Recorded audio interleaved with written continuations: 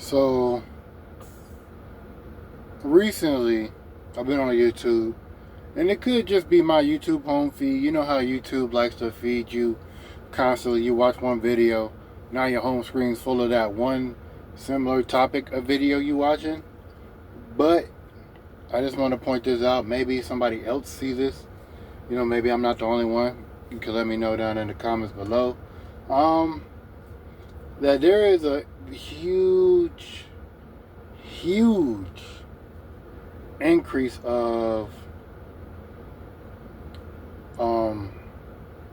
trauma posting, emotional posting, just dumping your whole life out.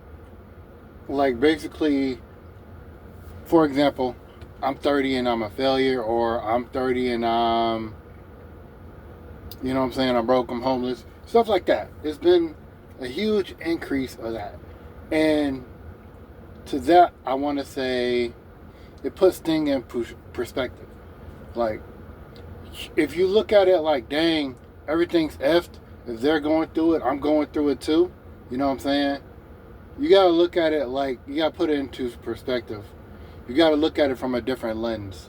Because you can easily look at that and then also get right depressed along with them. Now, usually in the videos I watch, they talk about how they own up to their mistakes. They usually sometimes, cry a little bit. But at the end, they're usually in a happier mood, and they're like, we're going to get through this. You know what I'm saying? So that's one thing I can applaud. They're not trying to, like, take your emotions down with them. They are sharing their pain, so that way you can kind of relate to them. And then at the end, they're kind of like, we're going to push through, things will get better. So that's one thing I can applaud. You should take that positive aspect from their emotional videos that you see. But you also need to look at it in a different lens, or like perspective. Basically, just look at it like, okay, this person is going through it online. Maybe what I'm going through is not so bad, And if what you're going through is bad, because I'm like, I don't know your situation. Everybody got different situations. Some situations way worse than others. You can just look at it. I'm not the only one going through something bad. I'm not the only one going through it. A lot of people's going through it too. So, am I just going to sit here, cry about it, or am I going to try to do something about it?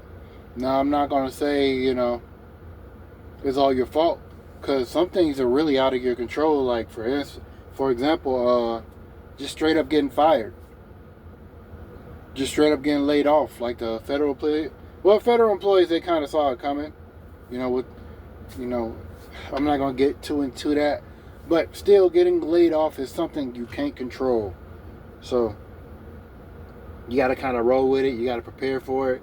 You always got to be prepared for whatever situation kind of comes ahead. And sure, like Mike Tyson said, everybody has a plan until they get punched in the face. But it's still better to have a plan, in the back of your head. So, to the rise of the emotional trauma dumping and stuff like that, I do feel like there is some genuine in there, and I feel like there is some fakeness in there. Just like with anything, some people, they're doing it for the super chats, doing it for the funding, the channel memberships, you know what I'm saying? Appealing to your emotions, you know what I'm saying? Because sometimes they'll appeal to your emotions, and then that one video goes viral, and then they have a click, an epiphany. They're like, oh, I share bad emotions. People feel bad, sympathize with me, want to help me get out of my situation, so donate the money they have to help me out. And then they just keep repeating it, keep repeating. Now, some people, I will say, they'll drop that one trauma video, and then they'll move on back to their regular content, because they had that one point in their life they just wanted to share that. And then there's others that keep milking it. And they keep milking it, and they keep milking it, and they keep, you know what I'm saying? Every single new video seems like they're going through something. Trying to get your attention, trying to get your sympathy, trying to get your super chats and stuff like that. To kind of get their, the coins. And I feel like after that first time, that third or fourth video is not being genuine at that point. at that point you kind of know what you're doing, especially if one of your videos blew up.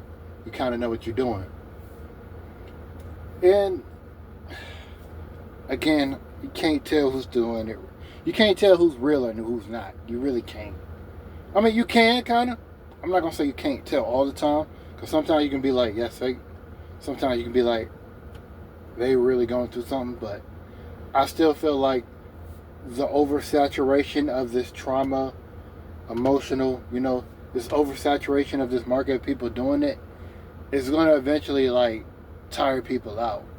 Just like with any like niche or any new hot thing, it's hot now, but eventually people are just going to grow tired of it and say, suck it up. But right now, it's a gold mine. Right now, it's just easy to just do what I'm doing. Hit your phone, hit record, release your emotions, post, done with your day, keep moving. Let me know what you think of this situation. I do feel like it's very unprecedented times we are in right now. I do feel like it's always been crazy every year. That's just how it is in life. But I do feel like it's a whole lot more than what I'm used to seeing. Maybe it's just me. Let me know if you're seeing a whole lot more than usual of people trauma dumping, posting their emotional videos, trying to, make a rise off this platform. It ain't easy to make a rise off this platform. You stay consistent, you can, but just trying to hit it quick and easy, it ain't that easy. But yeah, that's all I gotta say. Have a nice day.